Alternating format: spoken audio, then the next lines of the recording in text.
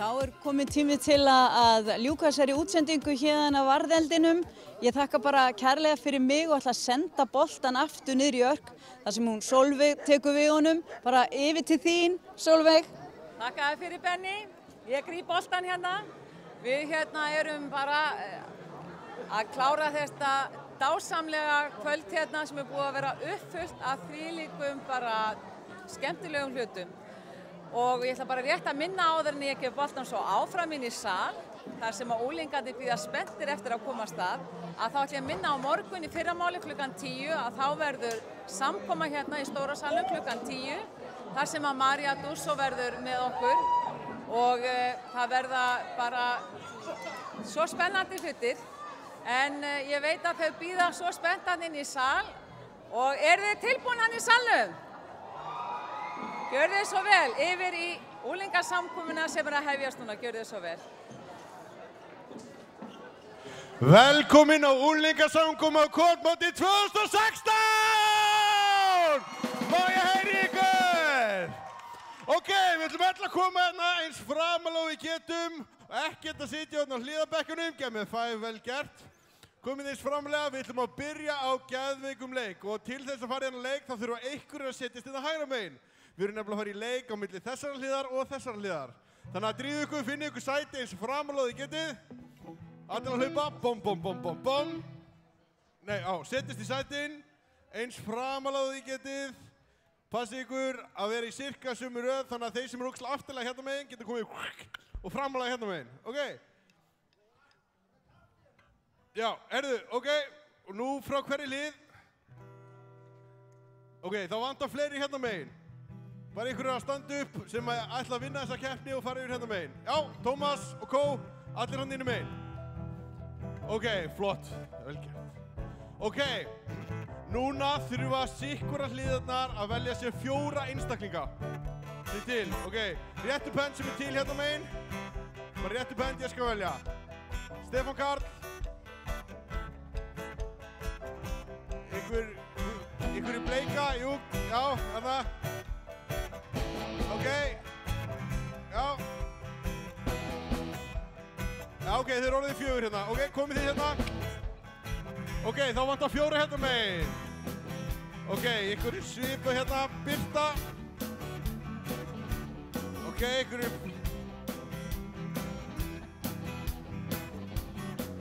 Má ég sjá, rétti með hérna, Stefán. Tómas. Nei, ok, þetta er komið, það eru konið 4. Nei, jú, Tómas. Ok.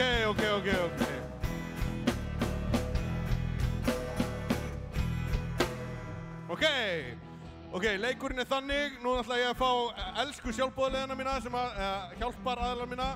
Þau ætla að koma hérna. Ok, hérna er Alex Ívar, hann heldur á ískál fullri af nammi og við ætlum að fá besta kastarann úr hvoru liði. Hver er góður að kasta?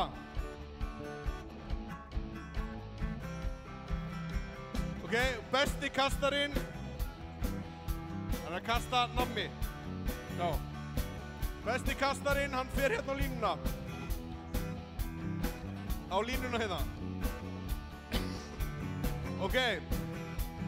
Eftir þetta ætlum við að finna besta gríparann sem getur gripið nammi með munninum. Hver getur gripið nammi með munninum? Ok, Tommi, þá kemur þú, gríparinn kemur og sest hérna.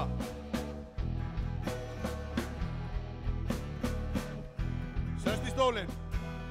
Ok, þá af seinni 2 ætla að velja persónu sem ætlar að fletta í biblíunni og sem ætlar að hlaupa og hína sem á að hlaupa. Þannig að hvor ætlar að fletta í biblíunni og hvor ætlar að hlaupa. Okay. Önnur persóna þarf að fletta í biblíunni, hinn þarf að hlaupa. Ok, þú hlaupur, þá flettir þú biblíunni. Þá kemur þú. Þá kemur hérna upp á svið. Persónu sem ætlar að fletta.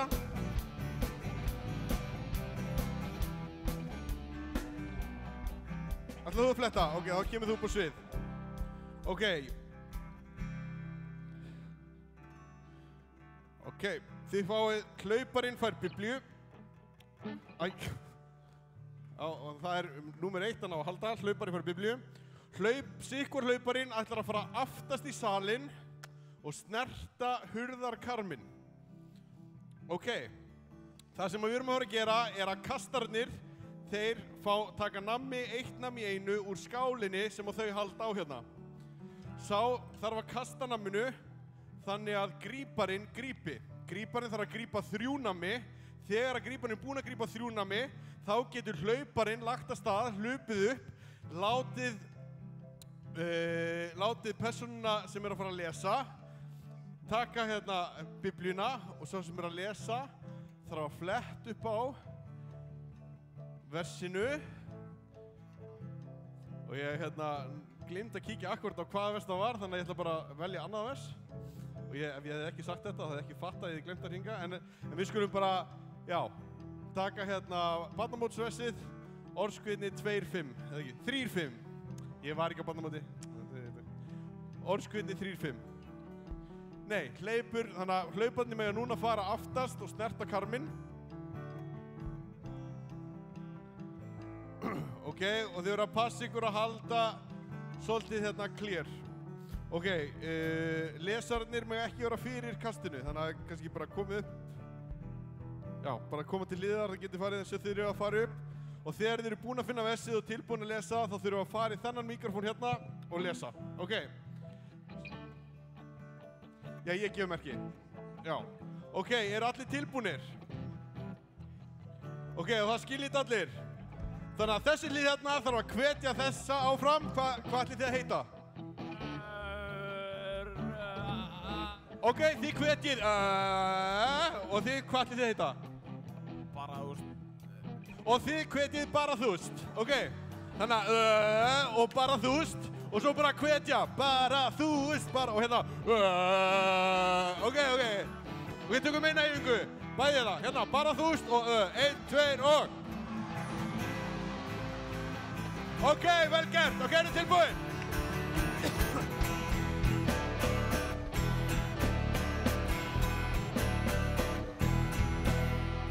Ok, alveg þögn. Og við byrjum eftir 5, 4, 3, 2, 1, GO! 1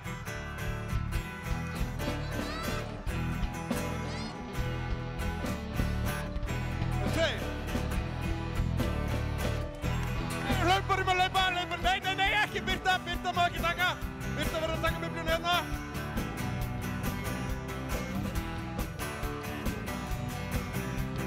Orðskviðni 3-5. Ok, áfram. Þau eru komin. Nei, hann greip ekki inn.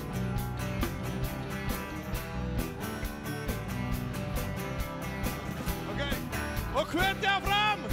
Ok, hlauparinn má hlaupa. Æsi spennandi og hvetja áfram ykkar lið!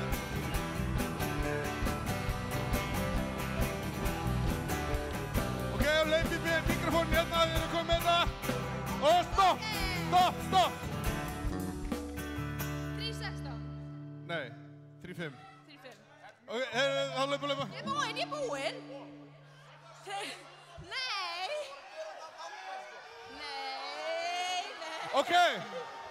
Ok, farið aftur í stöðunar. Hlauparnir þurfa að hlaupa út og tilbaka. 1, 2 og byrja. Hlaupa. Og þið þurfa að fletta upp á vessinu. Filipp í bréfi 4-4.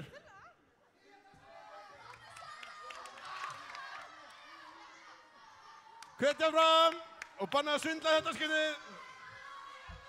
Filipp í bréfi 4-4.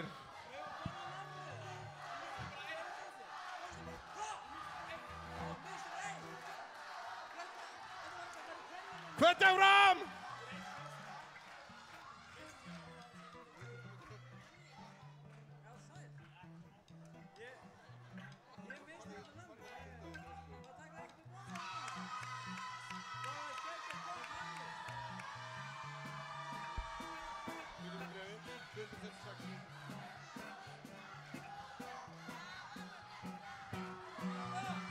Við erum að fletta upp á Fílip í breiðu 4-4. Réttu penn sem veit hvað stendur það, án þess að þeirra flettu. Er einhver sem veit hvað stendur í Fílip breiðun 4-4? 4-4. Einhver sem veit það, er engin sem veit hvað stendur? Jú, þetta, ok, laupa. Jú. Fílip breiðu 4-4. Ok, verið ávallt glaðir í drottni. Ég segi aftur, verið glaðir. Ok, þannig að bara svona, þeir unnu, gefið þeim gott klapp!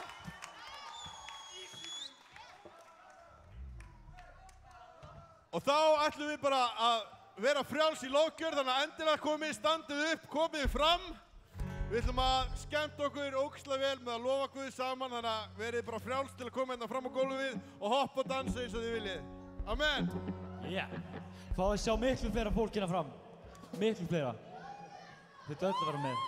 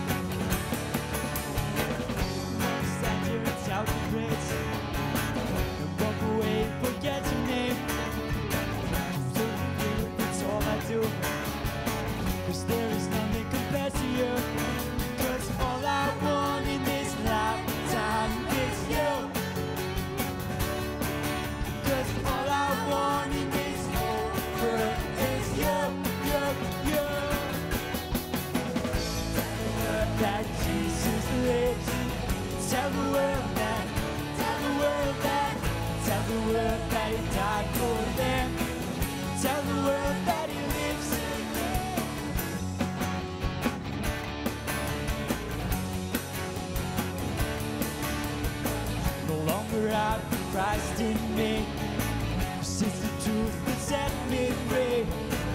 Can this world be a better place? By thy mercy and by thy grace, 'cause all I want in this lifetime is you. 'Cause all I want in this whole world is you, you, you. Tell the world that Jesus lives. Tell the world that he died for them. Tell the world that he lives again. Tell the world that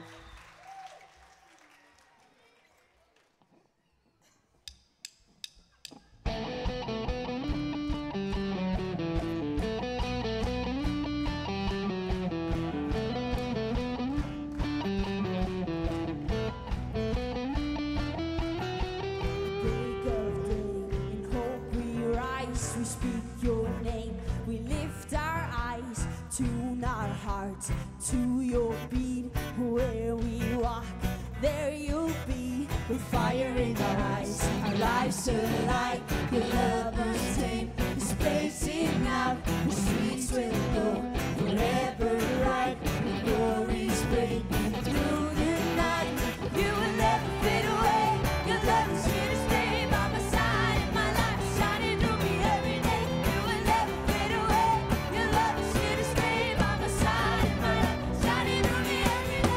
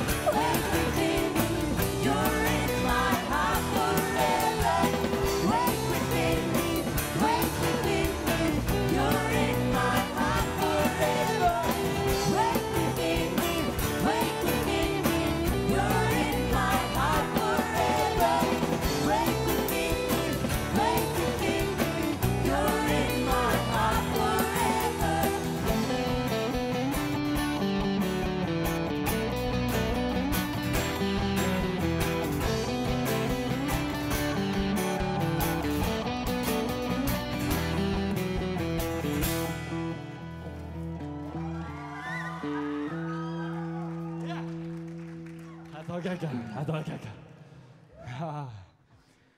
Eru þið til í meira? Eru þið til í meira? Nammi stríð! Nammi stríð! Sjáðu nammi, hey! Út mann!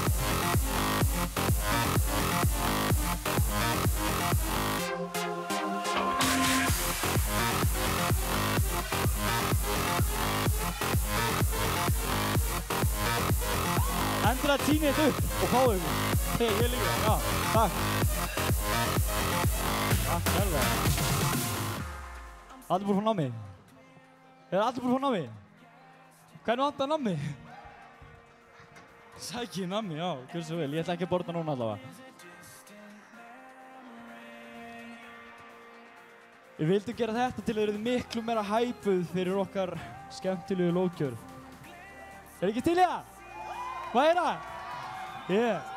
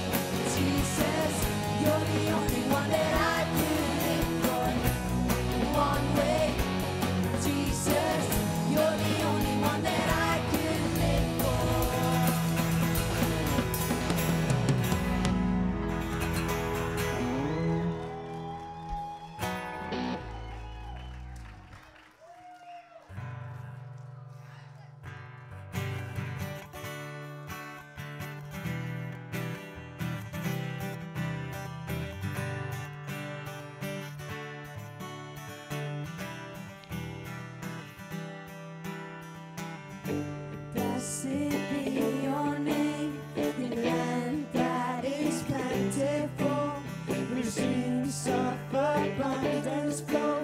Blessed be your name. Blessed be your name.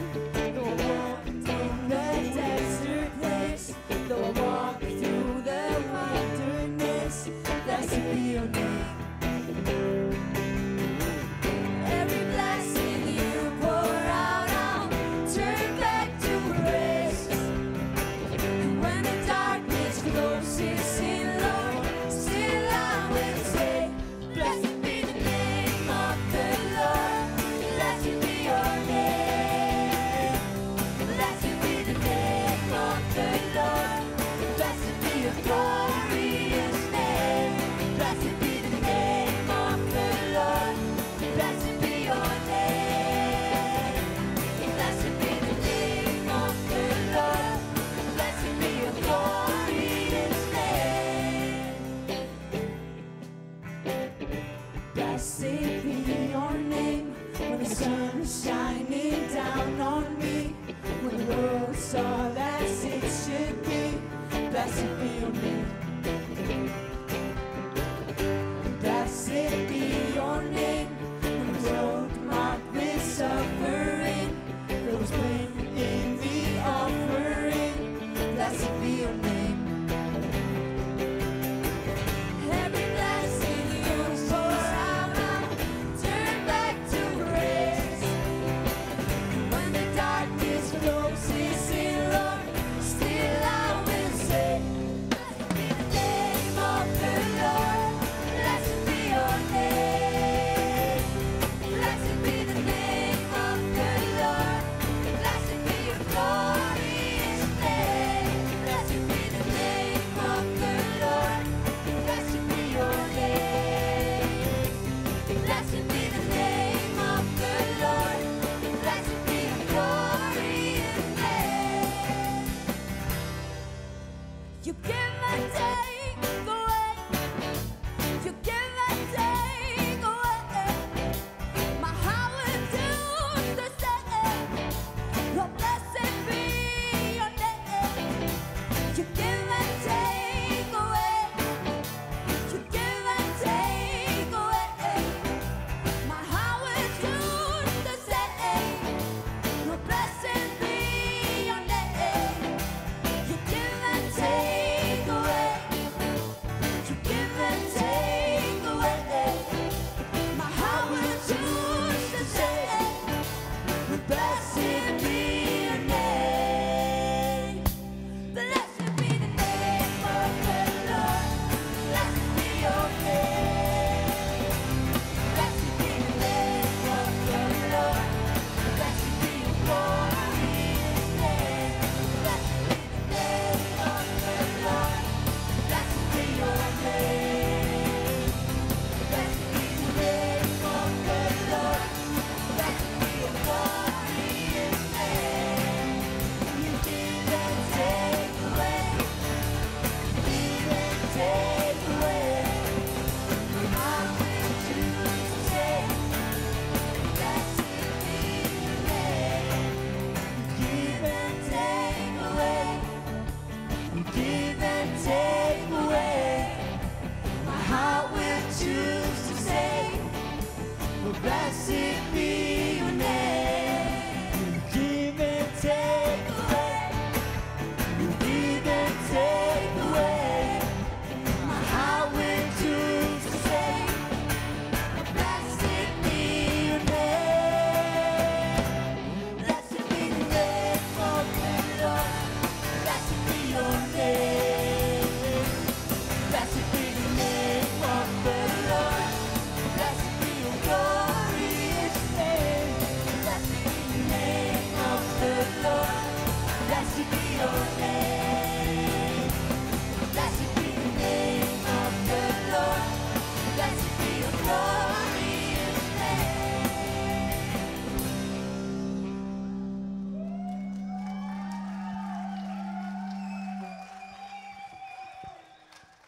Yes.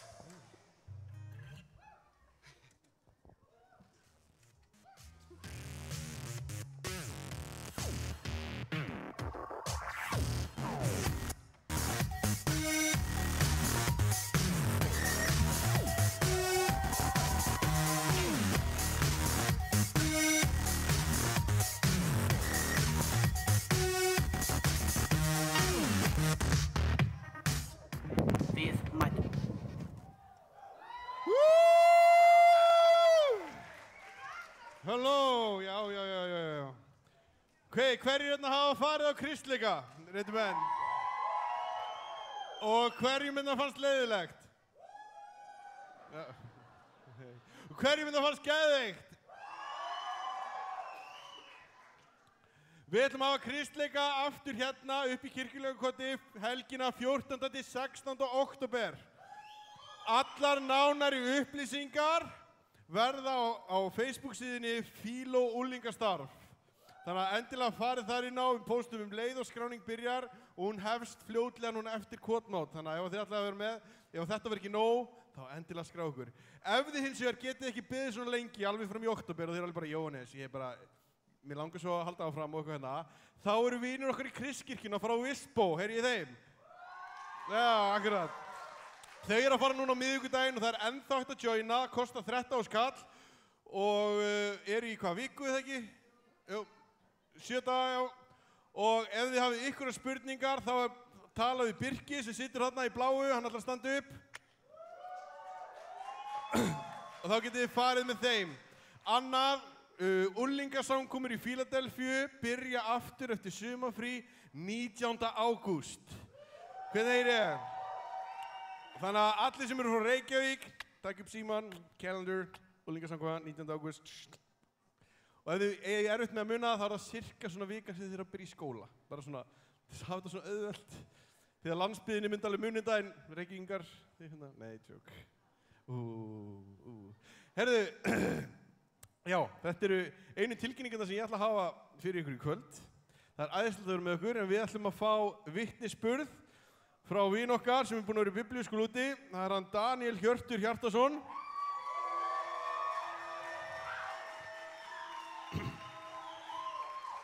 Og hann ætlar að segja okkur svolítið hvað Guð er búinn að vera að gera í lífuna hans undanfarið. Halló.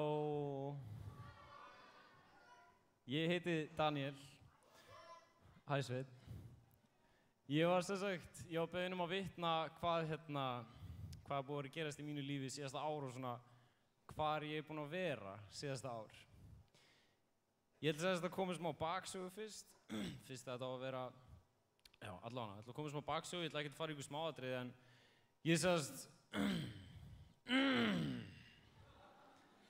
ég er alveg upp í Breiðholtinu og einmitt, besta hverfi í heimi, eina gettóið á Íslandi. Nei, það er, nei, Íslandingar veit ekki hvað gettó er. En ég á ungum aldri þá fór ég í mjög slæma félagsskap og ég byrjaði að gera alls kyns hluti sem að ég hefði viljað óska að ég hefði ekki getað gert, sem að var til þess að ég var mjög reiður og það vafðist upp í þunglyndi. Ég átti mjög erfitt með að vera glaður, ég átti mjög erfitt með að brosa, það var bara erfitt fyrir mig að brosa. Ég var alltaf í kirkjunni en ég þekkti ekki Guð. Það er rosalega munur á því og ég sé það núna hver munurinn er á að eiga persónulegt samband við Guð og að vera bara mæta í kirkju. Ég fyrir einhverju 1,5 ári síðan þá ákvað ég að testa Guð á góðan hátt samt. Og ég baði einhverjar barnalegustu bænar sem að nokkur Íslendingur eða bara nokkur maður hefur beðið. Og ég sagði, ég var að vinna og mér leið ekki vel og ég bað svona bænar. Mér langaði ekkert í biblíuskóla, ekki neitt. Og ég bað til Guðs og ég sagði, Guð, ef þú ert í alvörunni til, þá skaldu segja mér að fara í biblíuskóla. Og þessi biblíuskóla, hann á að vera skemmtilegur, það á að vera gott veður, hann á að vera ódýr, það á að vera skemmtilegt fólk þarna og þetta á ekki að vera svona að ég sé sitjandi á skólabekk og ég vil úr svari mér í svörtu og hvítu formi. Amen. Svona var bænin bókstaflega. Síðan komu einhverjir 3 dagar, ég steingleymdi þessari bæn en 3 dögum seinna þá kemur Facebook-skilaboð frá æskuvinkonu minni Estisöru og hún segir við mig, herru Daniel, langar þig ekki að koma með mér í biblíuskóla? Ég fór í algjört kerfi, ég vissi ekkert hvernig ég átti að vera. Ég fekk einhverja rosalegustu gæsahúð sem ég fengi af henni minni. Og ég sat frá með tölvuna og ég var rosalega frosinn og ég var að hugsa mér alveg, Ester, af hverju þarftu að vera að spyrja með þessu? okkur ertu að spyrja þessu? Mér langar ekkert í biblíuskóla. Og ég spurði hann alveg svona, ekki bara einhver linkur sem ég get skoðað, þú veist? Þannig ég get allan að sé hvernig þetta er og ok, Guð til, hann búinn að sanna sig núna. Núna ger ég eitthvað skemmtilegt fyrir hann eða eitthvað. Þannig að ég skoðaði biblíuskólan og ég var eitthvað svona, já, ég skal skoða þetta og ég segði hann, ákveð ég bara, já, ég ætla bara að fara í biblíuskóla. Eða þennan biblíuskóla. Hann heitir sem sagt Dream Center og hann í Los Angeles í Kaliforníu. Einhverjum inni sem að hefur séð bíómynd sem tekin upp í Los Angeles, rétti pent? Einhverjum það sem man eftir því í bíómyndunum hvað Los Angeles var flott borg? Einhverjum inni sem heldur í alvörinu að Los Angeles sé svona flott borg? Nei. Ok, einhverjum segja já. Ok, Beverly Hills flott borg, en Los Angeles sem sagt troðfullt af heimilislausu fólki og það eru rosalega gettó þaðan. Og þá ég ekki að tala svona Breiðholt gettó, þá ég að tala bara svona alvörunni gettó. Það sem svona lífstíl sem að svona miðar í áttina að vonleysi. Og það það sem að þessi skóli, þessi leiðtogaskóli, það verið að kenna okkur alveg eftir biblíunni hvernig við eigum að vera hendur og fætur Jesú Krist og við förum inn í þetta myrkur og við erum ljós. Og þetta að ég hafi átt að vera ljósi fyrir Guð breytti mér. Nú hugsaði ég alltaf alveg, ætti ekki frekar að vera einhver annar sem ljós í mínu myrkri af því að ég var þunglyndur, átti ekki einhver að ljós fyrir mig. En þarna var bara Guð sá vilja minn og Guð sagði, heyrðu, þú vilt breytast, þú vilt vera hamingjusamur, þess vegna ert þú og þú ferð og gerir það sem ég kallaði þetta að gera. Og Guð kallaði mig þangað, Guð kallaði mig í sjálfboðavinnu, þar sem ég var að læra biblíuna á hverjum einasta morgni og svo eftir hádegi þá fórum við inn í 2 mismunandi gettó og við gáfum mat. Það var það sem ég gerði. Ég var í braut sem heitir food truck, eða matarbíllinn eða matartrukkurinn, hvernig sem ég vilji þýða það. Og þá fórum við inn í þessi gettó og fyrst var ég ógeðslega hræddur. Ég kom inn í þessi hverfi, fólk var búið að segja við mig alveg, já, þarna þetta búið að gerast og þarna gerist þetta í fyrra og ekki segja svona og ekki gera þetta og ég var svona að vera svona einhvern veginn mála mynda af einhverju slæmi fyrir mig og meðan ég átti að vera að gera eitthvað gott. En það, þú veist, að við pælið í því aðeins, munurinn á því sem við vorum að gera og það sem önnur svona samtök sem ekki á vegum Guðs gera, að við vorum að fara inn í hverfin og þetta ekki bara, þú veist, það sem ég var að gera var bara smá brotaði sem að öll þessi kristnu samtök sem heitir Dream Center voru að gera. Ég sem sagt, já, var í matarbílum, food truck, og við gáum mat, en maturinn var bara afsökun til þess að byggja upp samband við fólkið og bjóða þeim fyrirbæn. Þú lappar ekki bara upp að einhverjum, ok, það er hægt, en við gerum það ekki.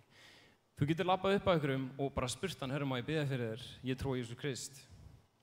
Ekki aðeins niður að fara með mat og þú veist, einhvers þarf matinn, að vera að mæta þörfum einhvers og segja, herru, ég til ég að vera vinnuðinn, og mér langar líka gett að biðja fyrir þér vegna þess að ég trúi Jesú Krist og Jesús Kristur svarið. Alveg eins og við erum búin að heyra þetta í dag, einhverjir sem voru samkomni hérna, heyra Jesús svarið og það var það sem við vorum svona að boða. Jesús svarið. Og ég, þunglyndur, það búið að mála upp einhverja mynda af einhverjum slæmum hverfum fyrir mig og ég átti að fara að tala við eitthvað svona hættulegt fólk. En þá ég bara að dæma aðra með þessi aðrir séu hættulegir. Þá ég einhvern veginn orðin ykkur svona hætta fyrir þeim með því að segja að þau séu hætta. Ég veit ekki, þetta eitthvað flókið en ég allavega með því að elska aðra lærði ég að elska sjálfa mig og ég sá hversu risastór Guð var.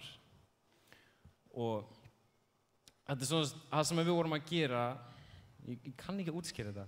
Þetta svo óraunverulegt, þetta svo allt annar heimur þarna úti.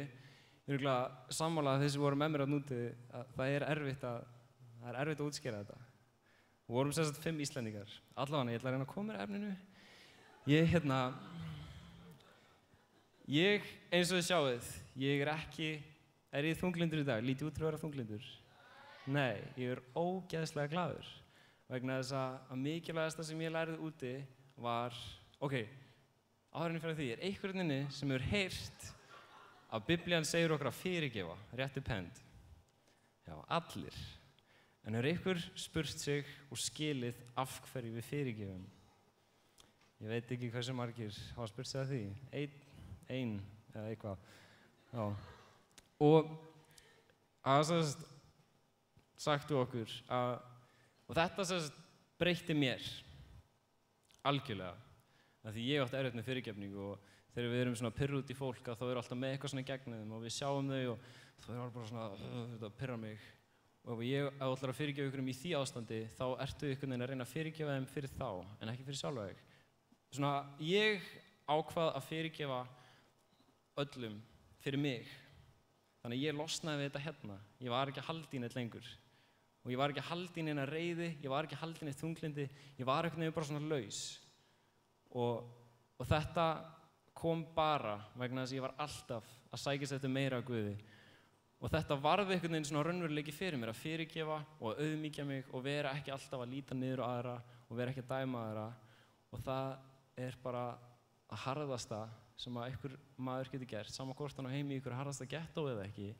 Að þú ert færum að fyrirgefa öllum öðrum og þú ert bara svona frjáls og þú átt Jesús og þú trúir á Biblínu og þú lifir eftir henni, þá ertu bara frjáls. Það er bara þannig. Það er ekkert annað hægt. En það sem þetta breytti fyrir mig er að ég er einhvern veginn ekki ennþá að trúa því hversu glaður ég er. Af því síðast ég var kótmóti fyrra, þá var ég ekki að fíla mig. Af því ég var ekki að leitast eftir Guði. En sem gaf ég Guði upp 1 ár af ævin minni og ég einhvern veginn skila núna. Og það er svona minn vitnisburður er hvernig ég næ að brosa í dag. Og hvernig ég get bara vakna og ég er bara tilbúin. Ég er bara, gett spenntur fyrir að elska fólk sem er hljóma gett skrítið. En það er bara geðveikt. Það er geðveikt að elska aðra. Það er bara svoleiðis. Takk fyrir mig. Amen, takk fyrir Daniel. Það er magnað að sjá hvað Guð getur gert í lífi fólks og það skiptir ekki máli hvar við erum stödd. Guð er alltaf tilbúin að vinna í okkur og jafnvel þegar oft þegar okkur líður eins og við séum meiri sér á besta stað. Við þurfum ekki einu svona að vera í þunglindi eða neitt svoleiðis. Þegar við höldum að allt sé fullkomið, þá er oft eitthvað sem er ekki alveg rétt. Ég er allavega á mínu upplifun. Þegar mér finnst ég vera bara komin á góðan stað, þá þarf ég að vera svona að skoða með líf mitt, sko. En við ætlum að lofa Guð aðeins saman áður en að Tryggvi, vinnur okkar, ætlar að koma og tala orðguðs til okkar. Amen.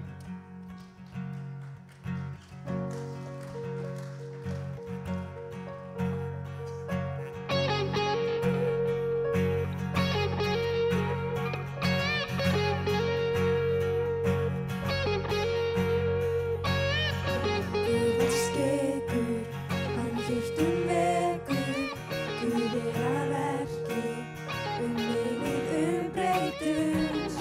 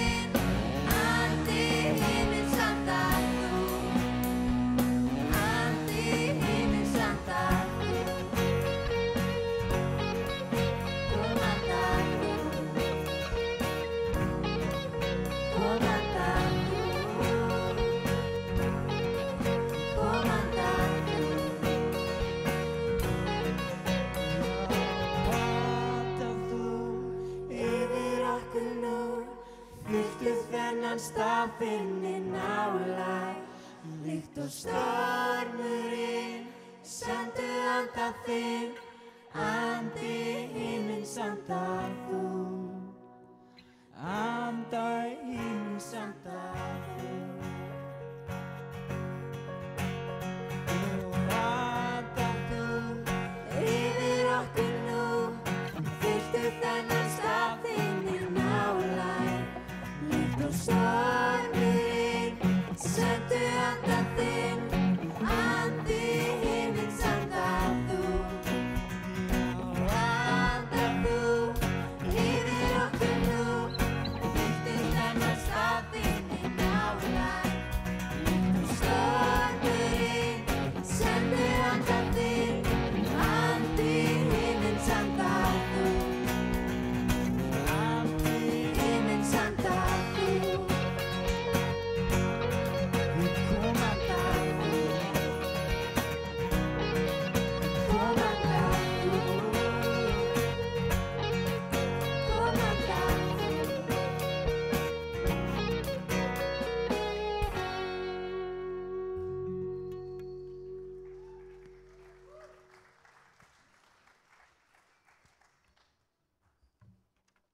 Þá var hann Tryggva Megaman upp á svið, ef ég má kalla hann það.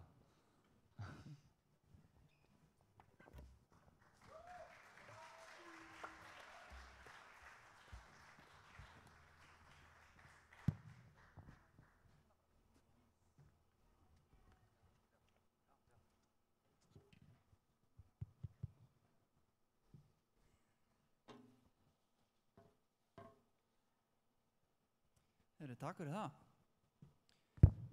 Ég hef svolítið bakgrunn í að greina fólk og greina hegðun fólks. Ég vann við það á tímabili. Og að því ég vissi að ég væri að fara að tala um þennan hóp, þá tók ég mig það bestarlega að fylgjast aðeins með honum. Þetta er alveg trylltur hópur. Sko, vitnisburðurinn hjá honum Daniel hérna áðan, hann var bara trylltur. Og rosalega gaman að ég er búinn að sjá svo mikið af svona sterkum karaktereinkennum sem þjóna fólki alveg rosalega vel í gegnum lífið, eins og bara svona leyfa sér að njóta stundarinnar og bara vera ekki að pæla mikið í hvað öðrum finnst og bara fara inn í mómentið. Þetta er trillt. Þegar ég var beðinn að predika hérna, eða spjalla hans við ykkur, þá velti ég svolítið fyrir mér hvað ég ætti að spjalla um. Og vitandi það að meiri hlutin af áhorfendunum eru líklega ungt fólk, þá hugsaði ég bara, já, mér langar að vopna þennan hópa aðeins. Og það er eitt sem einkennir ungt fólk. Hafa einhvern tímann pælt í okkur svona eldra fólk hefur svona mikla áhyggjur ungu fólki. Það er alltaf svona mikið alltaf svona stressa yfir að sé eitthvað klúðra hlutunum eða gera eitthvað. Sko, eina ástæðan fyrir þessu er að ungt fólk bara jafngildir von. Þannig að ungt fólk það er svo miklu möguleikar. Það er svo mikið framundan, það er svo mikið ákvörðunum sem eftir að taka. Þannig að ung manneskja, frekar en einhver, 30-40 árum eldri, þó að þetta eigi náttúrulega við alla, það er svona meira óskrifað blað og þess vegna hafa foreldrar oft áhyggjur af að ungt fólk sé að setja stein í eigin götu. En mér langar svolítið að reyna að gefa ykkur núna vopn sem að Guð gaf mér og hefur henni gefið ykkur öllum, þó bara fólk kannski mismeðvitað það, sem að gera það að verkum að þið geti átt bara trillta ævi. Og lítið á næstunum 20-30 mínútur sem ég tala, þetta er bara fjárfesting inn í framtíðin ykkar. Ég reyna alltaf að minnka væntingarnar áður en ég byrja að spjalla. Ef þið talið við kristinn einstakling og spurja hann svona, hvað hefur verið hápunkturinn á ævinni? Hvað hefur svona trilltustu mómentin á ævinni? Það er rosalega algengt að fólk tali að mesta kraftaverki í lífinu er að mesti batinn eða svona kröftugustu minningarnar, þær koma annarkot á meðan eða rétt eftir svona rosalega lágan punkt í lífinu, rosalega erfiðan punkt í lífinu. Það var einhvern tímann velti fyrir ykkur af hverju þetta er svona. Þetta er rosalega algengt að tala við kristið fólk og ekki endilega bara kristið fólk, bara fólk almennt. Ástæðan fyrir þessu að fyrir flesta þá það ekki fyrir en þú komin á rosalega lágan punkt í lífinu, rosalega erfitt, að þú tilbúin að gefast aðeins upp. Þú tilbúin að gefa alveg eða einhverju leyti eftir stjórnina. Og fyrir fólk, þá þetta bara rosalega erfitt. Mannfólk í heildina bara mjög upptekið af því að halda kúlinu. Þetta bara sem þetta snýst með okkur. Að líta út fyrir að ég hafi stjórn á því sem ég að gera, að ég sé meistarinn í mínum alheimi. Þetta það sem að lífi snýst með rosalega mörgum. Og nýlega rannsóknir sýna það að kvíði, þunglyndi og angist að aukast rosalega hratt núna hjá ungu fólki sérstaklega. Og nýlega rannsóknir eru líka sýna fram á að ein af aðalástæðunum bak við þetta að ungt fólk elst upp við það, þessi kynslóð elst upp við það í miklu meira mæli heldur en nokkuð kynslóð í sögunni, það miklu meiri samanburður. Og ekki bara það miklu meiri samanburður við aðra, þeir eru miklu meira vör við hvað aðrir að gera, heldur sá samanburður bara ein stór og villandi glansmynd. Ég var svo heppinn daginn að ég fekk að taka þátt í einu stærsta menningaviðburð bara íslenskri þjóðar, fyrr og mögulega síðar. Það var þegar íslenska landsliðið í knattspyrnu vann England á HM. Ókvæðlega. Á EM, já, sorry. Og það svona eins og vitnisburðurinn hans Daniels var trillt moment. Og ég var það heppinn að ég var úti í Nice í Frakklandi og ég var á vellinum. Og það var rosalega skrítið, ég fann þetta svo sterkt að þegar það voru svona brjálugustu momentin eins og þegar allir aðdáendurnir voru að taka víkingafagnið eða þegar vorum að skora eða þegar leikurinn alveg klárast, þá fann ég rosalega sterka þörf að fara í vasann, taka upp símann og snapchatta þetta. Og ég bara réð ekki við þetta. Ég verið að snapchatta þetta maður, víkingafagnið. En ég snapchatta ekki leiðilegu momentin í lífinu mínu. Ég snapchatta ekki þegar mér að mistakast. Ég snapchatta ekki þegar mér leiðist. Og ef þið myndir skoða Facebookið mitt eða vera með mig á Snapchat, þá fáið rosalega glæsilega mynd af lífinu mínu. Alltaf eitthvað bara, á ströndinni eða, leiðin í eitthvað partí eitthvað. En þetta líka villandi mynd af lífinu mínu. Og það sem Facebook og þessi miðlar gera að þeir dæla bara í þig alltaf svona hápunktum og jafnvel villandi hápunktum og maður fær svona þannig ímynd, það eru allir að gera eitthvað brjálæði við lífið sitt og ég bara eitthvað bara eitthvað að hita mér pítsu í örbylgjuofninum. En þessi þróun hjá unga fólki í dag, hún ekkert ný. Þetta lífshlaup að vera rosalega upptekinn að því að gefa glansmynd af sjálfum sér, jafnvel þó að það gefi hvorki tilgang eða gott líf, þvert á móti gefur hann auðvitað bara kvíða í líf fólks. Þetta bara það sem að hingað til hefur verið kallað daglegt líf. Þetta bara það sem að bara raunveruleikinn af flestum. Munurinn fyrir ykkur og fyrir ungt fólk að tæknin hefur bara sett þetta ferli á stera og við losnum aldrei við þetta og þetta komið inn í friðhelgi heimilisins. Maður alltaf var við glansmynd annara. Og mér langar að útskýra hvað svona lausnin við þessu, hún kann að vera að fara nákvæmlega í öfuga átt með það sem að svona flestir keyra í. Og mér langar að tala hvað frelsi. Pælum að segja hvað frelsi er. Hvað raunverulegt frelsi? Raunverulegt frelsi að upplifa að maður hefur ekki stjórn á lífinu sínu. Maður hefur ekki raunverulega stjórn á öllu lífinu sínu. Og ekki bara upplifa það, heldur að njóta þess og sætta sig við það. Raunverulegt frelsi að treysta Guði fyrir ferðinni. Og þetta hljómar örugglega svolítið undarlega, en fylgið mér aðeins, annars að þetta að fara að vera trillt. Því miður, þá munum flest okkar, þau munum þurfa að lenda á botninum áður en við erum einu sinni tilbúin að íhuga þann möguleika að treysta Guði fyrir lífinu. Og þetta bara sama gamla sagan sem að allir kristnir menn þekkja og ekki bara kristnir menn, bara allir þekkja, að því miður munu flestir þurfa að fara í meðferð, verða blankir, vera komnir á kvíðalið eitthvað, áður en tilbúnir að sleppa alveg stjórninni eða stjórninni einhverju leyti. En mér langar að fara í gegnum með ykkur, íhugum, ef við myndum fara þessa leið án þess að fara á botnin, þannig að það ekkert skilyrði til að kynnast Guði, það ekki skilyrði að þurfa að fara á botnin.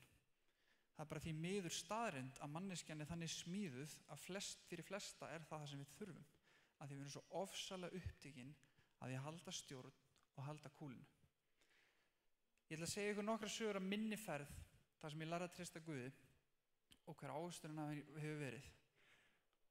Og þessar sögur ætti að gefa svolítið skemmtilega mynd sem ég held að geti talað til ykkar. Því þegar ég var áðurinn í fyrir þessar sögur, mér langar að benda ykkur eitt. Pælið eins í því núna að þetta moment þessi helgi hér, þetta bara mögulega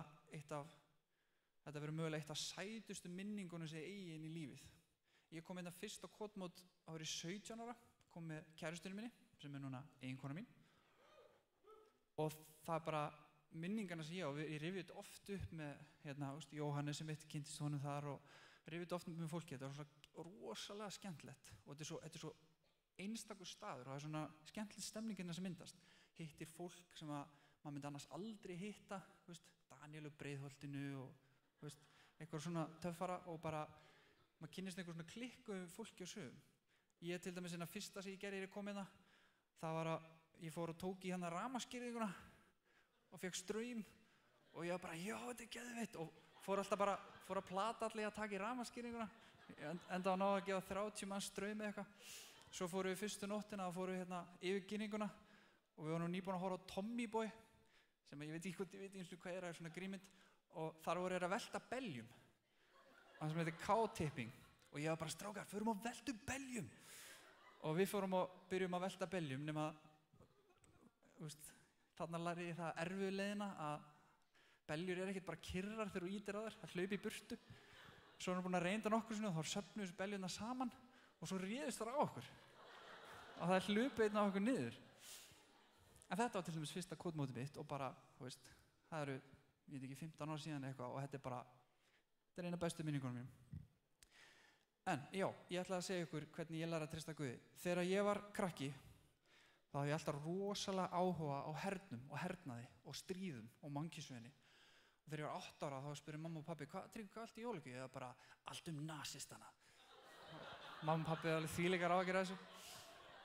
Og þetta eldist ekki betur að mér en það að þegar ég er 18 ára, þá er ég bara, ég ætla í Bandaríkjaher, ég ætla í stríð. Og við strákarnir förum saman í roadtrip til Bandaríkjanna, fórum okkur að þungarokkshátíð, það heitir Ozfest. Og þar þetta var árið 2004, einmitt, sama ári ég kom fyrsta sinn á Kotmót. Og þá er stríð í Írak nýbyrjað, þannig að Bandaríkjaher með svona recruiter eða svona nýliðunar gæja út allt. Og ég fer að tala við tvo með, ég bara, mér langar í herinn, en ég er útlendingur, er þetta hægt? Og þeir bara, já, no problem, son. Og þeir setja mig upp í eitthvað svona og þeir segja, ef ég gerir þetta og fylli þetta út og fái undan þá og eitthvað svona, þá sé þetta hægt og bara fara með mér í genna. Og ég bara geng frá því og er komin inn í svona trakk að ég get farið gegnum herinn. En ég segi bara, ég ætla að fara heim, ég ætla að klára framhaldsskólann, svo kem ég í herinn. Og ég fer heim og bara, já, draumurinn, allt að gerast. Og ég er trúaður á þessum tíma og orðinn kristinn og var byrjar að læra að treysta Guði fyrir lífinu og þegar það voru svona stóra lífsákvarðanir þá baði ég alltaf, Guð, er þetta það sem ég á að gera og veittu mig leiðsögn allt þetta. Nema þetta var eitthvað sem ég langað svo lengi að ég þorði ekki að spurja hreinskilið hvort þetta var það sem ég ætti að gera. Þannig að bænirnar mínar voru meira svona, ekki svona, Guð, veittu mig leiðsögn, þetta var svona að gera, það var svona, hei Guð, ég ætla í herinn, ok, hei. Og svo bara baði ég fullt af svona bænum og var alltaf að reyna að samfæra mig það, Guð vildi alveg pottþétt ég færi í herinn, ég var alltaf að beða bænir það, þó að það voru svona bænir. Nema svo nálgast punkturinn að þetta er ekki lengur eitthvað bara svona, þú klárar framhaldsskóla og svo færi í herinn, heldur er ég bara að fara að gera það. Og ég bara eitthvað, það er bara einhverjum mánuður ég þarf bara að fara, fá kennitölu í Bandaríkjunum og eitthvað. Þá byrja ég að stressa svolítið upp og þá byrja ég náttúrulega líka að fatta, ég er ekkert almennilega búinn að gera þetta upp.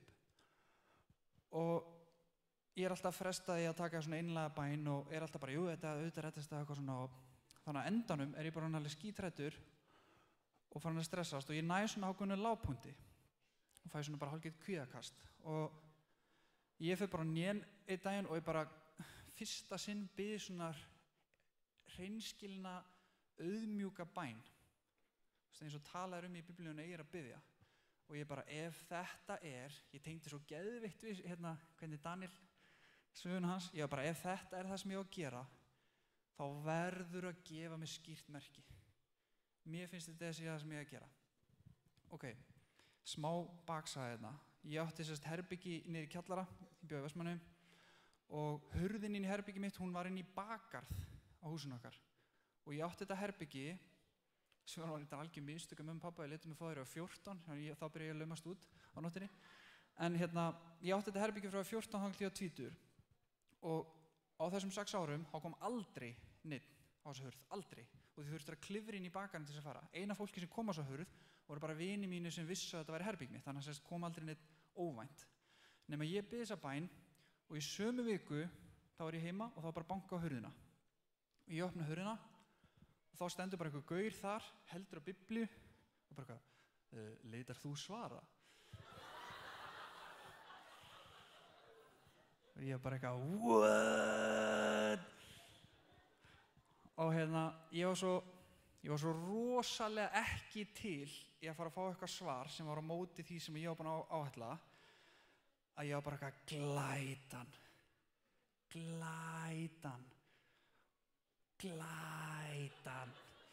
og ég bara hver er þú? Hvað ert að gera hérna? Og ég byrja bara yfir hérna, það er svona rosalega hostile bara hvernig fannstu þetta? Hvað ert að gera hér? Og þá var hann bara ég var bara heima með Reykjavík og var bara að biðja bænar og spyrja Guð hvernig ég geti þjónað honum og hann sagði bara að þú að fara til Vestmannaeyja og svo ég bara að labba hérna og vissi ekki hvað þetta að gera og þá sagði hann bara farðu og banka á þessa hurð og þetta er í alvöru, ég er ekki að blata og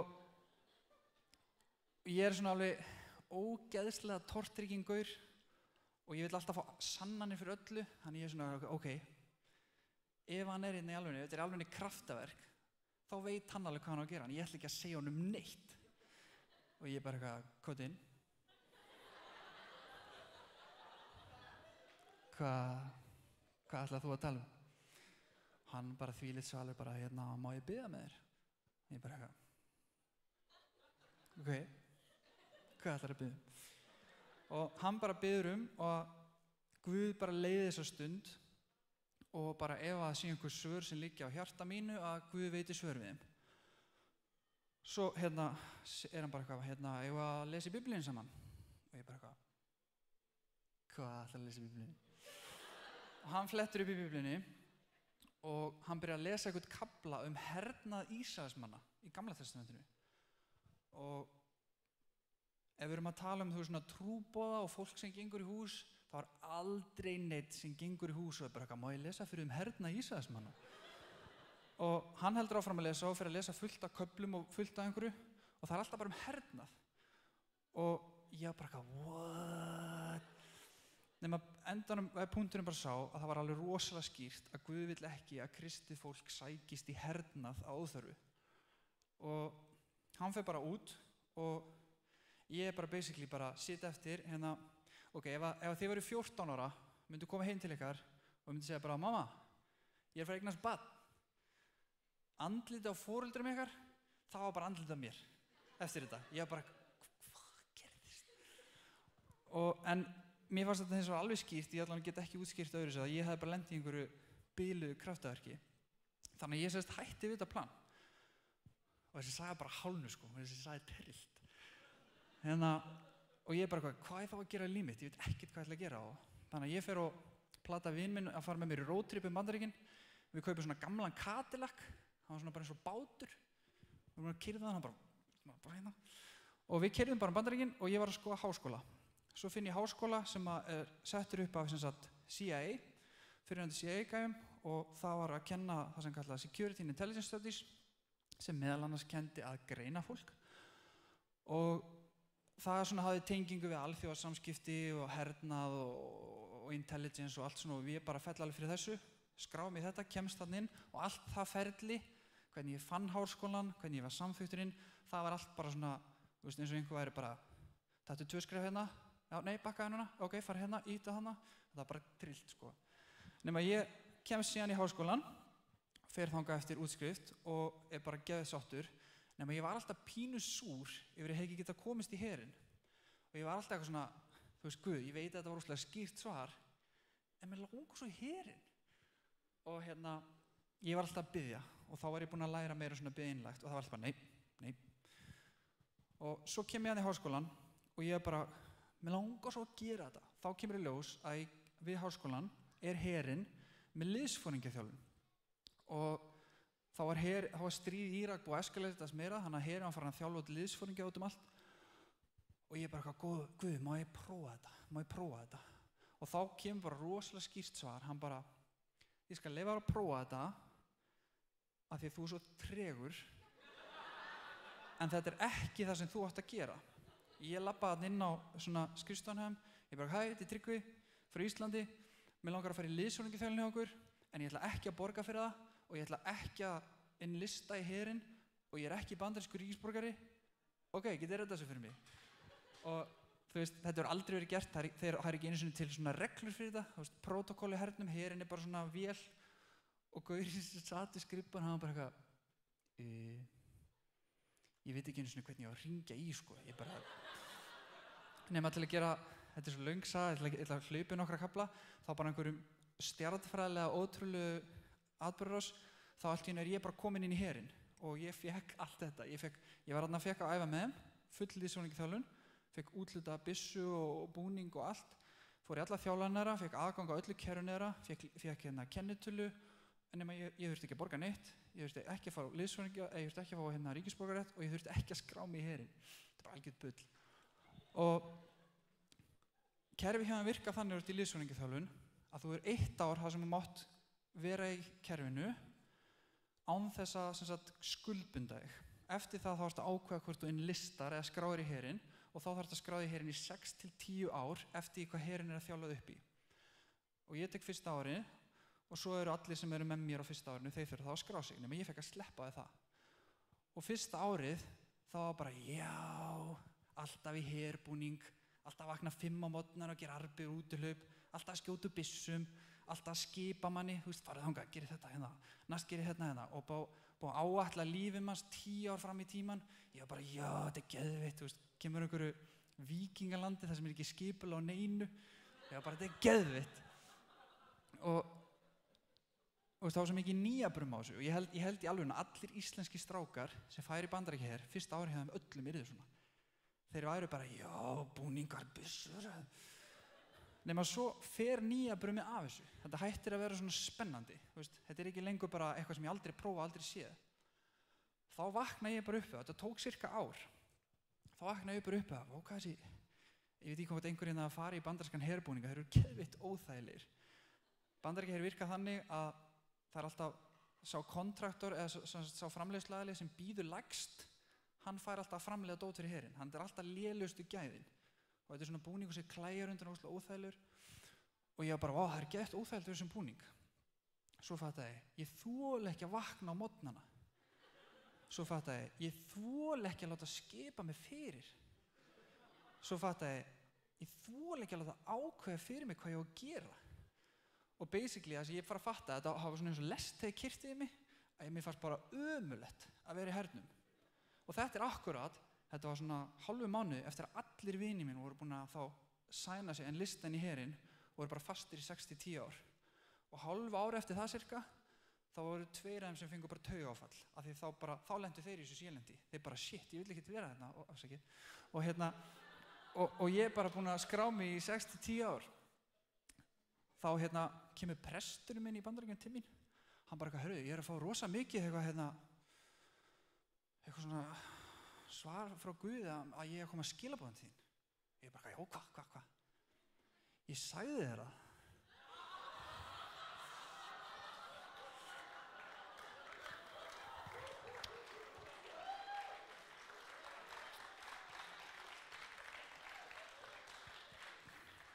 Herru, áfram, ég sem sagt slaufa hernum, held áfram í námi og það er rosalega dýrt að fara í svona námi sem ég fór í háskólanum í Bandaríkjunum. Ég var búinn að safna alveg heillengi, svo mamma og pabbi lánuðu mér pening og svo tók ég námslán hjá Lín og svo var ég á svona styrk frá skólanum. Og þetta var ekki skóli sem gefur svona full ride, það var ekki hægt að fá svoleiðis, þeir gáfu bara svona afreksstyrki.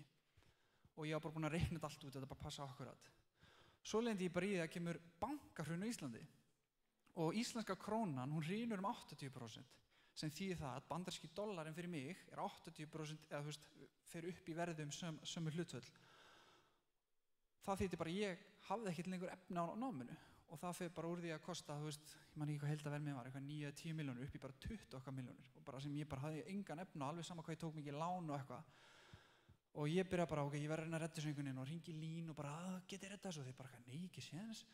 Og ég, þú veist, tjekka öllum svona styrkjum sem skólinn búið upp á og það var ekki séns og ég bara, mamma og pappi, getið þið lána mér? Og þeir bara, nei, þetta er bara bil upp, þetta er ekki þekkt og ég er bara, ef ég fer að vinna fyrir þessu og það er alveg saman hvað ég reyndi. Ég reyndi í mínu mannlega valdi, reyndi að redda þessu og það var bara ekki hægt. Það var ekki hægt. Og aftur, að bæði fyrir þessu og það var eitthvað meira svona bara, hei Guð, reddar þessu ekki, hei. Og þú veist, ekki svona mjög einlæg eða auðmjúk bæn. Nema svo kemst ég bara á punkt að ég fatta bara, heyrðu, ég þarf bara að fara heim. Ég er hálfnaður í námi, ég þarf bara að fara heim, gráðulaus, komið með fullt af skuldum og bara fara að gera eitthvað annað. Og bara draumurinn úti. Þá lendi ég á það aftur á svona botni og ég bara gest upp. Og þá finn ég svona auðmýktina til þess að bara, Guð, ég ætla bara að treysta þér fyrir þessu. Ég er bara búin að sjá að mitt plan með þetta gekk ekki upp. Alveg sama hvað þú býður mig, hvað þú vilt með mig núna, ég bara tek því. Það er bara það sem ég á að gera. Þá kemur bara Geir á Horti í sjónvarpi á Íslandi. Guð blessi Ísland. Ég var geðveikt ánægður með þennan sagði, allir aðrir bara brjálæðir. Og að því að það gerist, þá fer þetta í fjölmiðlan í Bandaríkjunum og allir í Bandaríkjunum frétta af þessu. Ísland er bara fyrsta casualtíð í alþjóðlegri bankakrísu. Þá fréttir stjórnin í skólanum mínum af þessu. Þeir eru bara eitthvað, heyrðu, erum við ekki með íslenska nemanda sem er að standa svo rosalega vel. Þeir senda eitthvað fulltrúa heim til mín og þeir bara, heyrðu, við ætlum bara að láta áfram borga sömu íslensku krónutölu og borga þér. Við ætlum bara að mattsa hitt á móti. Við vorum að frétta að það er allt í höng í landinu þínu. Þetta kom deginum eftir að ég bað Guð að bara ég gefst upp. Og klappa núna, maður.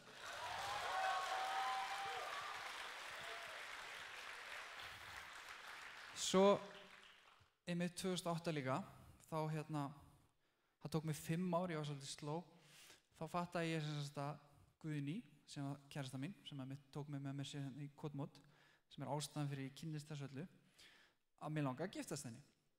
Ég hringi í Simma tengdapabba og bara, Simmi, mér langar að biðja hönd Guðnýjar í hjónabandi, hann er old school sko. Og hann var líka fullt af byssum. Og hann er bara eitthvað, já, ég hef verið brjálaður og ekki gert það. Nema við förum heim sumarið, giftumst og tökum brúðkaupsferð. Og út af öllu námslána dótinu og svona, þá bara var hófuleg brúðkaupsferð bara hérna Suðurlands undirlendið. En það er það fallegasti staður í heimi, fyrir utan Vestmannaeyjar. Og ég bað Guð, þá var ég rosalega sannfærður að auðvitað gefur Guð okkur bestu brúðkaupsferð í heimi hérna á Suðurlandsundirlendinu. Þannig að ég bað af mikilli trúar sannfæringu og þarna var ég byrjað að læra svolítið. Að þegar bænirnar mín eru þannig að ég bara trúi að Guð muni veita þetta, þá einhvern veginn er það bara alltaf þannig. En þegar ég hef einhvern veginn efa, þá kemur þetta ekki. Og þetta er bara eins og Kristur talaði að trú flytur fjöll. Nema það var rosalega auðvelt fyrir mig að sjá, auðvitað gefur Guð okkur gott veður í brúðkaupsferðinni okkar. Við erum að ganga í heila hjónaband, vera 2, vera með 1 og allt þetta. Hann hlýtur að vilja það, hann ánægður með þetta, þá gefur hann okkur þetta, þannig ég trúði að hann myndi gefa okkur þetta. Hver var ávöxturinn? Það var slegið hitamett í brúðkaupsferðinni okkar, það var 30 stig hiti á Þingvöllum og við vorum á Þingvöllum. Og við fórum í Seljavallalaug og ég kom bara upp úr og bara svona heitur vindur sem þurrkaði mig. Og en sem sagt baksagan við þetta er að ég var í frjálsum íþróttum. Árið fyrr hafði ég verið í spjótkasti og ég slasaði mig í öxlinni. Og ég var bara stanslaust meiddur, bara í heilt ár var ég bara þannig, ég gat ekki lyft höndinni hærra en þetta. Pabbi læknir, hann fekk alla bestu sérfræðingarnir þetta, ég fór í sterasprautur og allt og það bara gerist ekki neitt. Og þetta var orðið það slæmt að ég gat ekkert sofið á hægri hliðinni, ég svaf bara alltaf á vinstri hliðinni.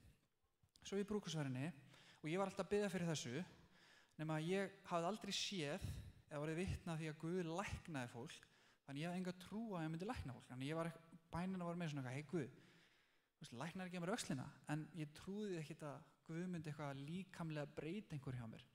Nema svo fyrir við í brúðkaupsferðina og þá þetta svo slæmt að því við sáum alltaf á jörðinni að ég bara farin að tárast og ég bara farin að gráta bara af sársauka og ég bara gat ekki sofið. Og þá næ ég aftur botn, ég næ algjörum botn og ég bara, þetta eyðileggja brúðkaupsferðina mína. Guð er búinn að gefa mér hérna 30 gráðu hita en ég get ekki einu sinni sofið út af sársauka. Og þá segi ég bara Guðni, geturðu beðið með mér fyrir þessu? Og þá aftur í fyrsta sinn ég bara, Guð hlýtur, hann fer ekki að gefa mér 30 gráðu hita á Þingvöllum en ekki vera tilbúin að lækna öxlina. Hann í fyrsta sinn trúði ég því að hann myndi lækna.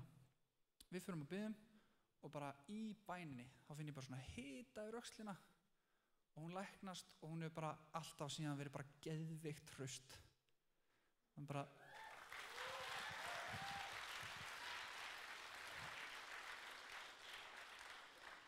Þannig að þessir 3 atburðir, og þeir kannski tóku eftir, þetta gerist alltaf mjög stuttu tímabili, það sem þeir kenndu mér, og þetta bara, ég bara velja úr 3 atburði núna, ég hef verið það blessaður, ég fengi alveg ótrúlega sturla líf.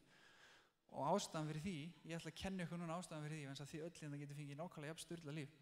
Það sem ég fór að skilja við þetta allt, að ég hef afskaplega litla stjórn á lífinu mínu í stóra samhenginu. Og ég svona gaur sem plana allt.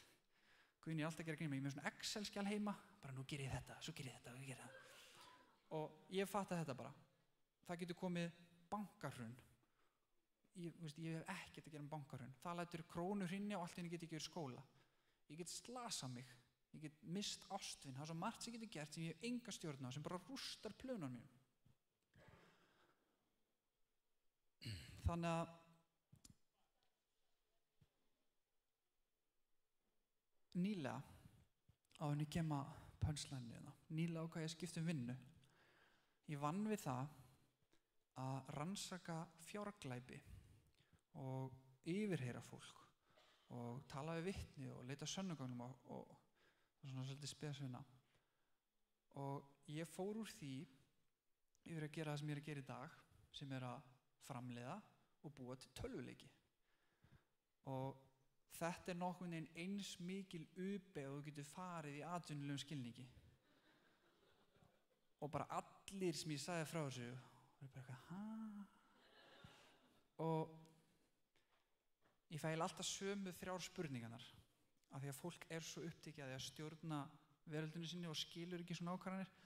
Það er bara eitthvað, hvað er þetta pæla að gera þetta? Var ekki hitt óslega fín vinna og góð laun og gott starfsörgjur og hvernig dettur ég að gera þetta og ertu ekki stressað fyrir að gera þetta og kanntu eitthvað að búa til tölvuleiki? Og þetta er allt mjög valið spurningar, en engin af þessum spurningum kom nokkuð tíma upp að mér.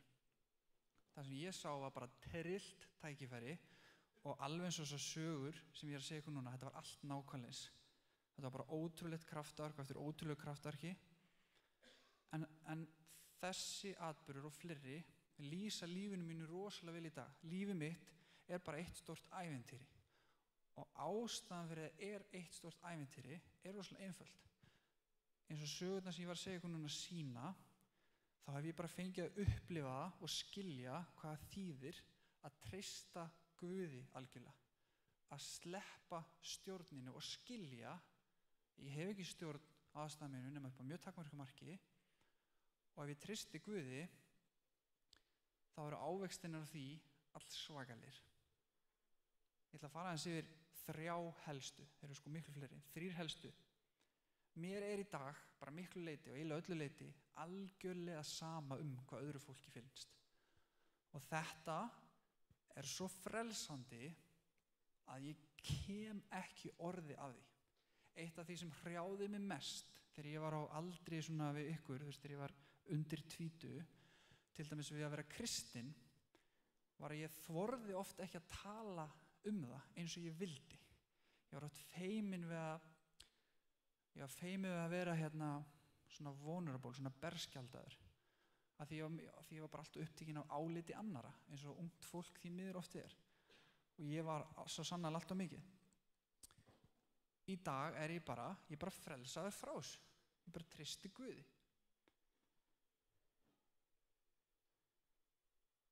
Ég fer af svo mikilli samfæringu og sjálfstrausti núna inn í öll verkefni að það er ekkert fyrir mér. En á hverju get ég það? Ástæðan er aftur mjög einföld. Ég er að fara inn í eitthvað verkefni, eins og þarna, kemur allt í einu upp eitthvað tækifæri að fara mögulega að framleiða tölvuleiki sem ég hans bara verið trillt. Miklu meira áhugavert en það sem ég var að gera. Þá veit ég bara, að ég er búinn að læra, að Guð er bara á öxlin á mér. Nei, hann er ekki á öxlin á mér. Guð heldur bara á mér. Og þegar maður er með skapara heimsins og skapara mannsins sem er bara, já, hei, förum að gera þetta, þá bara allar mannlegar hindranir sem koma, það bara skiptir ekki neinu máli. Það eru svo ótrúlega litlar og smávægilegar að það bara stressa mig ekki á nokkur leyti. Þannig að þegar ég er að velja og takast á einhver svona áskoranir og bara velja af hlaðborði lífsins eitthvað nýtt ævintýri og allir í kringum eru bara eitthvað, hefur ekkert áhyggjur að vera rekin eða hefur ekkert áhyggjur að þú munir ekkert kunna hvað þú ert að gera eða að einhver spyrði einhver og þú bara vist ekki svarið eitthvað svona. Nei, ég er bara frelsaður frá þessu. Af því ég veit bara, og þetta kemur að þriðja stóra punktinum, að Guð mun ekki færa mér neitt sem ég mun ekki ráða við. Það er ég líka búinn að sjá og upplifa ítrekað.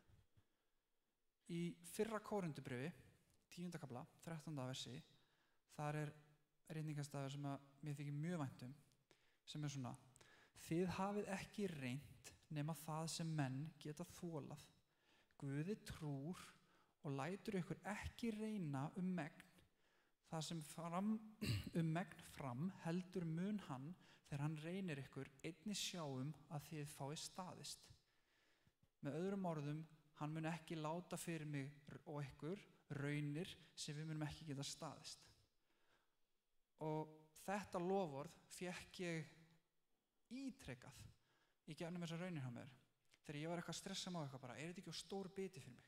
Er ekki á stór biti eitthvað bara flytja til Bandaríkjanna, veit ekki neitt, fara í eitthvað nám sem ég þekki engan sem ég hef gert og eitthvað svona. Þá var fékk ég alltaf þetta aftur. Bara nei, ég er ekkert að opna þessa dyr fyrir þig eitthvað til að láta þig feila á einhverju smáatriði. Þú farið þetta ekki í hendunar nema að ráða við þetta. Það er annað. Sko, ég sagði áðan, mér er í dag miklu leyti sama álit annara. Þegar ég er að meta tækifæri og hvað ég er að gera, það eina sem ég þarf að gera, ég þarf bara að leggjast á bæn og ég þarf bara að spyrja, Guð, er þetta eitthvað sem þér þetta er skemmtilegt að við myndum gera saman? Er þetta eitthvað sem að þú hefur smíðað mig fyrir?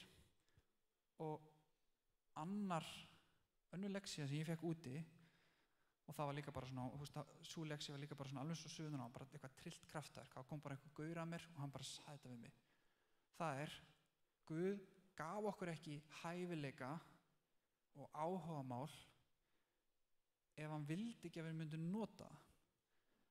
Og þetta er bara það sem ég ítrekað lært, er að það er að koma upp einhver tækifæri, mér spenntur fyrir þeim og eitthvað og ég spyr og þá er Guð bara, þú veist, já, þetta er þess vegna hefur áhuga á þessu, ég smíðaði þig svona, þú veist, eltu það. Þannig að ég hef áhuga á hernaði, öryggismálum og eitthvað svoleiðis, mér langar í herinn, Guð bara eitthvað, nei, en hérna er háskólagráð sem ég getur farið í og hún mun opna leiðar sem ég hef ætlað fyrir þig, ekki að fara í eitthvað stríð í Írak, hann bara leiðbeindi mér hana, sama áhuga og sömu hæfileika sem ég fæði að rækta, en í leið sem hann hefði ætlað. Tökum til dæmis þessa framkomu hérna sem ég er að standa í núna, ég er að tala við ykkur. Þegar ég var beðinn að tala við ykkur, það hefur verið rosalega auðvelt og fyrir nokkurum árum hefði ég örugglega gert það. Það verið bara eitthvað, ég fara að tala við fullt af fólki og hérna, hvað er með mistekst og hvað ef að ég bara eitthvað veit ekki hvað ég að segja eða ef ég dett á leiðinu bara sviðið eitthvað, það er ekkert mál að fara inn að pakka. Ég fann aldrei fyrir þessu, það kom engin svona spurning upp, að ég bara verið frelsaður frá þessu, ég bara treysti Guð, ég bara Guð er að koma með eitthvað tækifæri til mín, geggjað, vá, bara þú veist, ég fæ núna að tala við bara einhverja þvílíka móla og þú veist, ekki bara það, heldur bara að læra örugglega meira af ykkur en ég fæ að gefa mig til ykkar, heyra svona sögu eins og frá Daniel áðan, eða vitnisburð og fylgjast með ykkur, þeir sem kom inn að fremst á gólfið áðan eru bara að hoppa, þeir sem voru aftast eru bara að taka inn orð Guðs, upplifa þetta allt. Ég hef ekki getað þetta þessum aldri, ég var svo rosalega upptekinn að vera geðveitt svalur ég var í dauðaróksljónsveit og með lokk í vörin og alltaf í leðujakka og ég bara aldrei látið sjá mig hérna fremst, þú veist. Ég var bara, vá, þessi krakkar bara miklu þroskaðar en ég var á þeirra aldri. Þeir bara kunna að lifa lífinu dýpra en ég gat. Þetta bara auðmýkjandi fyrir mig að sjá.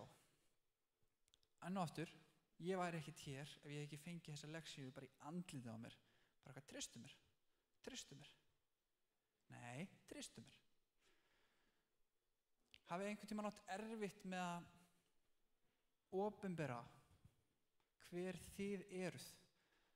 Hafið fundið stress við að segja fólki að kannski einhver í partí að tala þetta kristna fólk, ég trúir ekki að þróunarkenningu, eitthvað svona klassískt, hafið fundið að bara, ég þori ekki að segja þessi kristin eða ég er bara, ekkert endilega með trúnn ykkar, bara ég þori ekki að segja að mér finnst gaman að spila Dungeons and Dragons eða eitthvað svona sem samfélagi finnst kannski ekki alveg nóg töff. Það er aftur þetta, kemur bara þessu. Treystið Guði og þið frelsist frá öllu svona. Og leið að þið frelsast frá þessu, þá bara upplifið hvernig lífið fer frá því að vera svona einhver svona þröngur gangur, eitthvað svona hvað er allir að gera? Ok, ég get gert þetta, þá er pottitt enginn sem fer að dæma mig að gera grín að mér.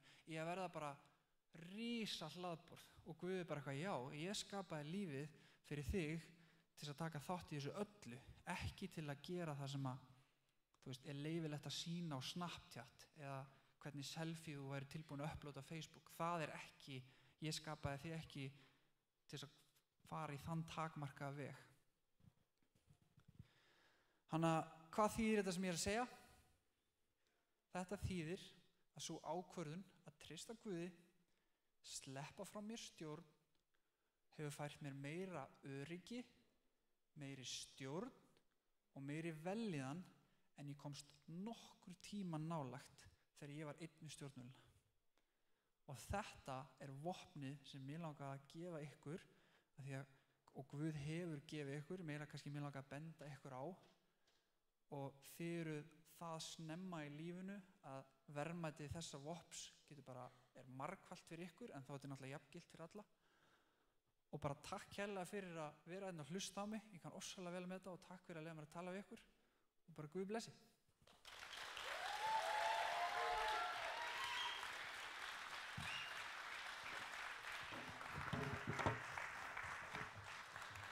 Takk kærlega fyrir þetta, Tryggvi.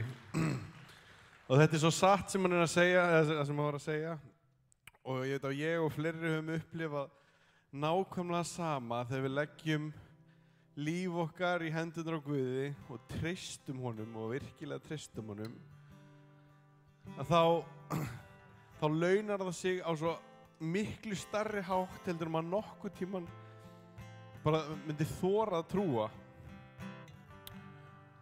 Og ég mörg ykkar hafi heyrt mig segja þetta áður en ég kom að þessu staða sem ég sagði Guð, ég ætla að treysta þér 100%. Ég ætla að treysta þér 100% með allt. Og kannski svipaður og Tryggvi ég á til að skipuleggja mig mjög vel og ég er með þessi Excel gæi og ég er búinn að skipuleggja allt lífið mitt. Alveg frá toppið í táar, ég er búinn að ligga við velja dagsetningun á gröfina mína, ég var svo vel skipulagður. En í október árið 2008, ég er í miðjun á biblíuskóla, á haustmót í Fíladelfíu fyrir ég á hnén og ég segi Guð, þú mátt eiga allt, þú mátt eiga allt sem að ég var að halda í, öll mín plön og allt sem að ég var búinn að plana og ef þetta er ekki rétt leið sem ég er að fara núna, þá breytir því. Og á hálfu ári sneri Guð lífinu við og ég er svo ótrúlega feginn af því að plönin mín voru bara frekar leiðileg. Af því að eftir ég fór að treysta Guð, alveg eins og Tryggvi var að segja, þá var líf mitt á ævintýri. Og ævintýrið heldur áfram, aftur og aftur og aftur þegar maður setur líf sitt í hendurnar Guð og maður treystir honum af því að maður veit ekkert lengra heldur en Guð er búinn að ákveða eða það sem að Guð er búinn að sýna mér. Og ef að þú ert inn í kvöld og þú vilt prófa að treysta Guði, ef þú vilt prófa, eða bara ef að þú vilt ekki bara prófa, þú vilt treysta Guði fullkomlega og segja Guð, hér er ég legg líf mitt í þínar hendur, vilt þú stjórna, vilt þú leiða mig, vilt þú leiða mig í áhugamálu mínum, í námi mínu, í hverju sem vilt þú vekja upp drauma sem þú ekki einu sinni sjálfur að dreyma. Þá vil ég biðja ykkur að koma hérna fram í kvöld. Og við ætlum að biðja saman og við ætlum að í sameiningu að biðja þess að við setjum allt okkar traust á Guð. Og trúið því, það ekkert alltaf búin að vera auðvelt að þurfa að treysta Guði, en það búið að vera ógeðslega skemmtilegt. Og ég búin að læra og ég búin að þroska svo ógeðslega mikið á því og ég veit að allir sem hafa prófað það myndu ekki hika við að segja ef þau ættu að gera það aftur myndu fara nákvæmlega sömu leið. Og í kvöld hefur þú tækifæri til að leggja allt þitt traust á Guð. Nýttu það. Ekki láta þetta kvöld framhjá fara án þess að taka ákvörðun. Þannig að endilega með við erum í lóðgjörninni, ég ætla að biðja fyrirbæðendur að koma fram. Þá komið þið og fáið fyrirbæn. Ef það er líka eitthvað annað sem þú vilt fá fyrirbæn fyrir, þá eru fyrirbændi meir en tilbúinir að biðja með þér yfir því. En ekki láta þetta kvöld framhjá þið fara án þess að mæta Guði. Amen.